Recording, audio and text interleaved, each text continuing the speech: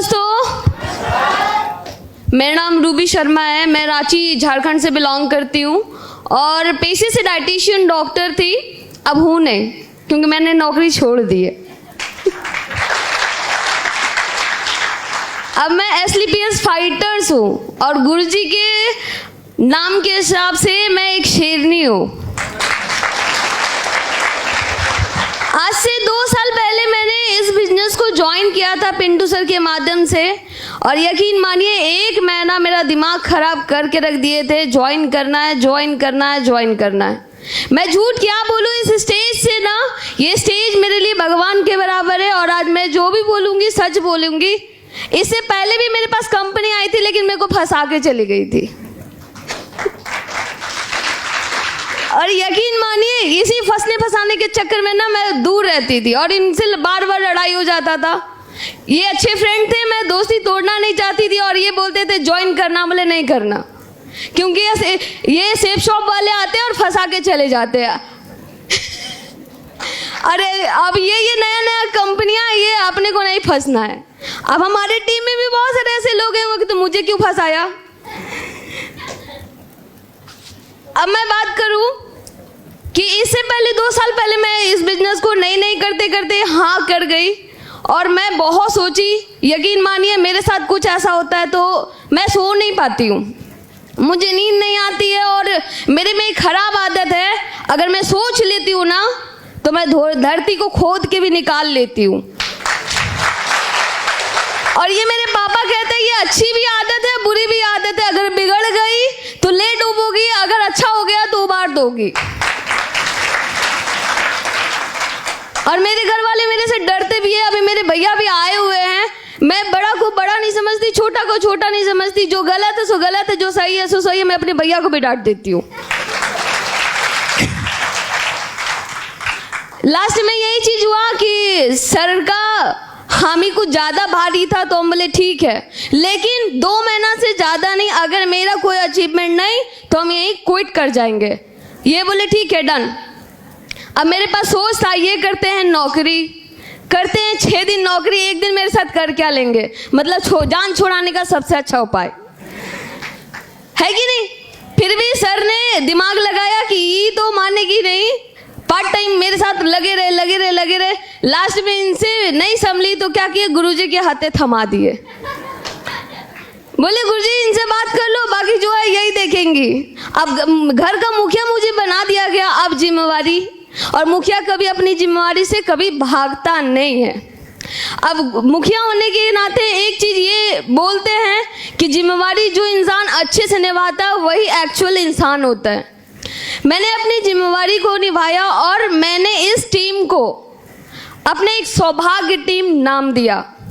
और मैंने इनसे डिस्कस किया कि मैं इस टीम को ना सौभाग्य नाम दूंगी, क्योंकि जो भी लोग मेरी टीम में आएंगे वो सौभाग्य से आएंगे और भाग्य से आएंगे।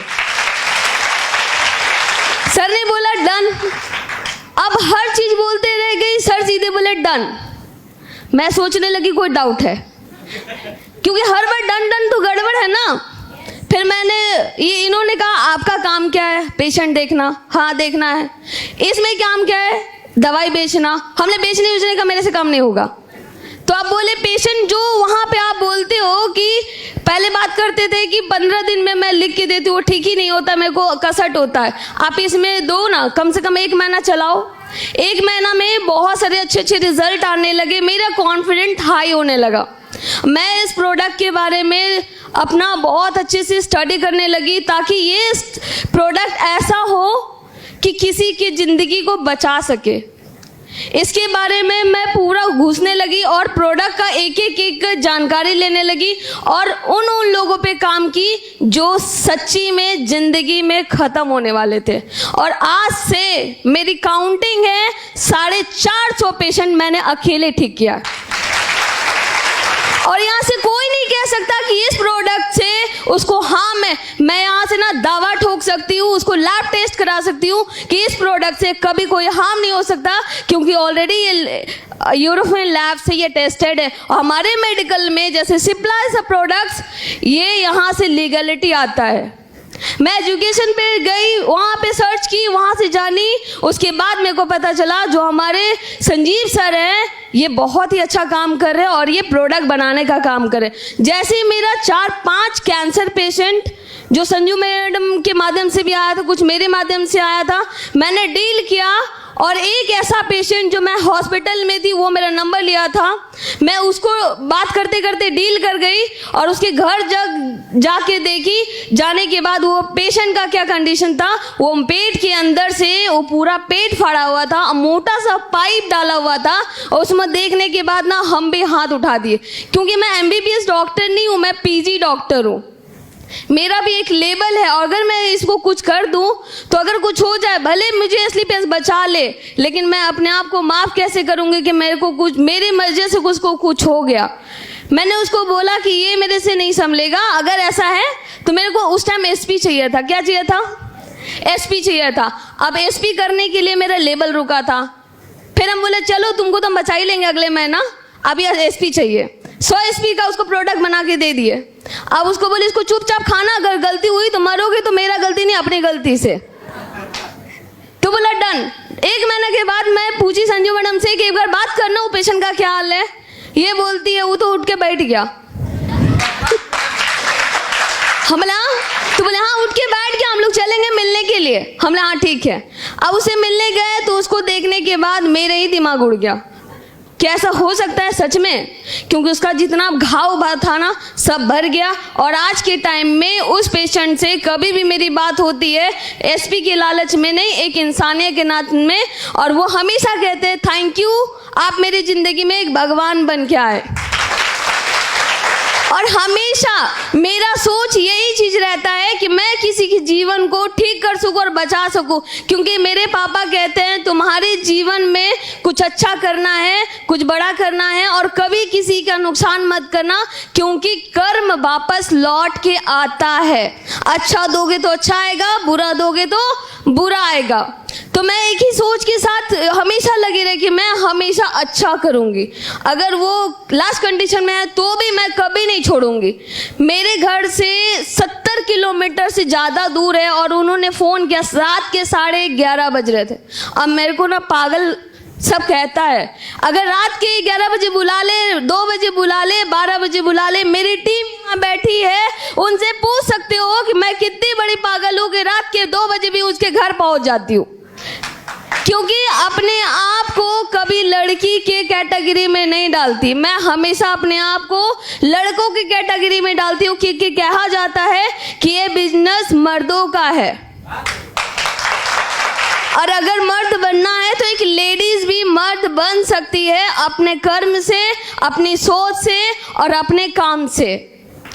इसके बाद मैं स्टार्ट करी बिजनेस को, शुरुआत की। मैं हमेशा टीम को नया क्रिएटिविटी देने की कोशिश की, मैं हमेशा एक अच्छी दिशा में उसको ले जाऊं, ताकि किसी का भाग्य अगर हमारे ये जीवन के साथ जुड़ता है, हमारे एसलीपीएस के साथ जुड़ता है, तो वो कभी नेगेटिव ना हो। वो एक बार कोशिश जरूर करे और वो कोशिश करेगा तो मैं दावा करती हूँ वो कभी एसलीपीएस में फेल नहीं हो सकता है, हमेशा वो यहाँ डायमंड बन के ही जाएगा। जिस तरह से हमारे गुरुजी हमारा सपोर्ट करते हैं, हमें प्यार करते हैं, हमें दुलार करते हैं, हमें डांटते भी हैं, फटकारते भी हैं और हमेशा अच्छी चीज़ बताते हैं। और हमसे बहुत बड़ी गलतियाँ हो सकती है, हो जाती है, लेकिन गुरु ये ऐसा चीज़ है कि आपकी गलतियों को वो बता सकता है, कोई और नहीं। अगर आपसे प्यार कोई करता है तो उसी को आपकी गलती दिखती है, अगर आपसे प्यार नहीं करेगा तो उसको आपसे कोई मतलब नहीं। आज हो सकता है कि मेरी कुछ टीम नेगेटिव भी हो, कुछ टीम बहुत पॉजिटिव भी हो, क्योंकि कल मैंने जिस तरह से टिकट किया, मैंने पूरी ईमानदारी से किया। टिकट कैंसिल हुआ, फिर भी मैनेज करके यहाँ तक आया सब लोग, क्योंकि ऊपर वाला का मर्जी है। ये परीक्षा में कि आज ये किस लेवल पे फंक्शन होता है, किस लेवल पे गुरु मानते हैं, किस लेवल पे संस्कार मिलते हैं, किस लेवल का इज्जत मिलता है। क्योंकि आज अपने घर पे, आसपास में, पड़ोस में झांक के देखिए ना कि जो आज यहाँ पे जो इज्जत मिल रहा था वो आपके पास में पूछते हैं क्या? आपको जानते हैं क्या? हाय भी बोलना नहीं चाहते, पूछना भी नहीं चाहते कि तुम खाया नहीं खाया। और बहुत लोगों को परवाह होता है कि दुनिया क्या बोलेगा। अरे दुनिया का यही है रोग कि क्या कहेंगे लोग। बहुत सारे ऐसे लोग भी होते हैं कि जिन्होंने एक बार भी बाहर नहीं निकला है, उन लोगों को भी हम बाहर निकालें, क्योंकि बाहर की दुनिया, क्योंकि जिसके लिए एक छोटा सा अगर कुआं हो तो उसको लगता है वही उसकी दुनिया है, अगर बड़ा कुआं में डालो तो उसको लगता है वही दुनिया है, अगर उसको समुद्र के नीचे डाल दो तो उसको लगता है अच्छा इतनी भी बड़ी है दुनिया। तो हमारी एसलीपीएस इतनी बड़ी भी दुनिया है। दोस्त, मैं भी कुछ आती हूँ, मुझे भी बहुत पेन होता है, मुझे भी दर्द होता है, और बहुत सारे ऐसे लोग होते हैं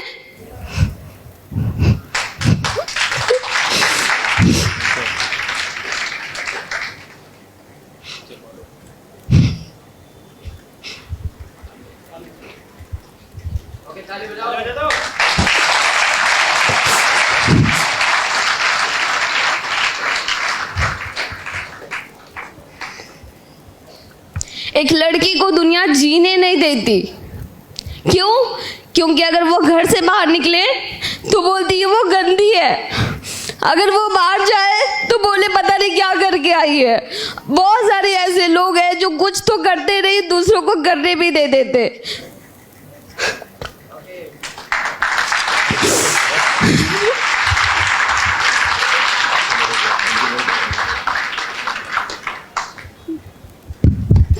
तो मैं उन लड़कियों से कहना चाहती हूँ कि अगर दुनिया को अगर फिक्र करना है तो अपनी फिक्र छोड़ दे, अगर अपनी फिक्र करना है तो दुनिया की छोड़ दे, क्योंकि दुनिया कभी अच्छे लोगों की जीने नहीं देंगे। क्यों? क्योंकि वो कभी नहीं चाहते कि आप आगे बढ़ो, वो कभी नहीं चाहते कि आपके पास पैसा हो, और वो कभी नहीं चाहते कि आपके पास कार हो, वो कभी नहीं चाहेंगे कि आप करोड़पति बनो। अगल बगल में जितने लोगों मियाँ मिठू बनेंगे, कभी ये नहीं बोलेंगे कि 2-4 रुपया है तो रख ले। और अगर गलती से अगर पड़ोसी के अगर कार आ गए, या पड़ोसी अच्छा कपड़ा पहनने लग गया, या पड़ोसी एक हाई प्रोफाइल लाइफ जीने लग गया, तो वो पड़ोसी का ना महीना भर नींद उड़ जाता है। और वो यही चीज सोचते हैं कि ये क्या कर रही है जो ऐसा है। पहला टाइम तो बोलेंगे कि ये पता नहीं क्या है, ये अच्छी लड़की नहीं है, ये लड़के के साथ घूमती है, वो लड़के के साथ घूमती है, ऐसा काम है वैसा काम है। जो चुनौती मेरे साथ आता है वो चुनौती हो सकता है आपके साथ भी आए। मेरे साथ जो हुआ हो सकता है कि आपके साथ आए। मैं तो अपने आप को समझा ली हूँ, मैं अपने घर वाले को समझा ली हूँ, और आज के बाद आप भी समझा लेना, क्योंकि लाइफ है तो एसलीपीएस में है, अदरवाइज लाइफ 0 है।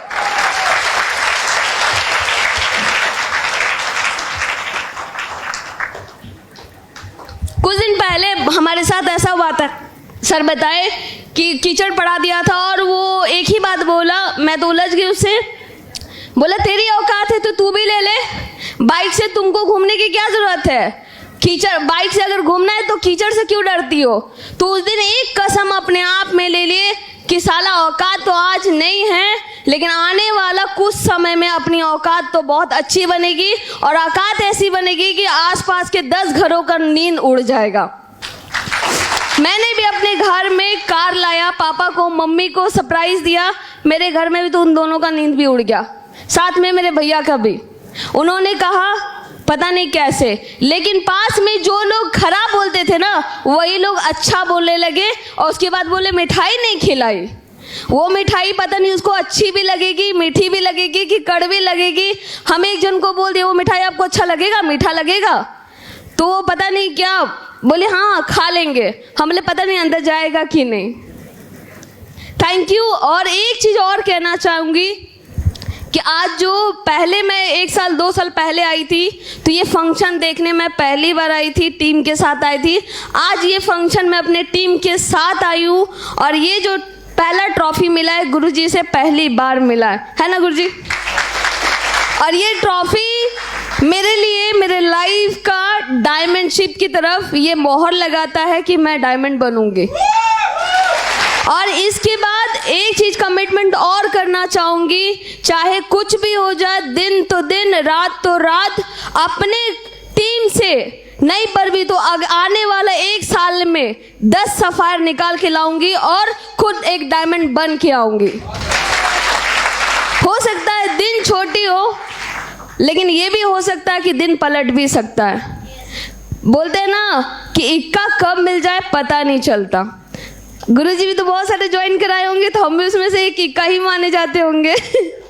थैंक यू गुरुजी, आपका बहुत आशीर्वाद रहा। एक हमेशा कंप्लेन रहता था कि आप सबके साथ रहते, हमारे साथ नहीं रहते, हमें प्यार नहीं करते। क्यों? क्योंकि आप 7 से किलोमीटर दूर रहते हैं, हमें तो प्यार करते ही नहीं है। आते हैं 1 दिन 2 दिन में चले जाते हैं। कोई भी माँ बाप अगर कोई बच्चे को पालता है और 2 दिन में चल जाता है तो अखरता है। लेकिन गुरुजी एक चीज़ सिखाए, जो बच्चा खुद से खाता हो, जो बच्चा खुद से पहनता हो, जो बच्चा खुद से पढ़ता हो और जो बच्चा खुद से स्कूल जाता हो, वो बच्चा टॉपर है। और जो बच्चा को खिलाया जाए, जो बच्चा को पहनाया जाए और जो बच्चा को घसीट के लाया जाए, उसके मार्क्स नहीं आते। Thank you Guruji, thank you so much.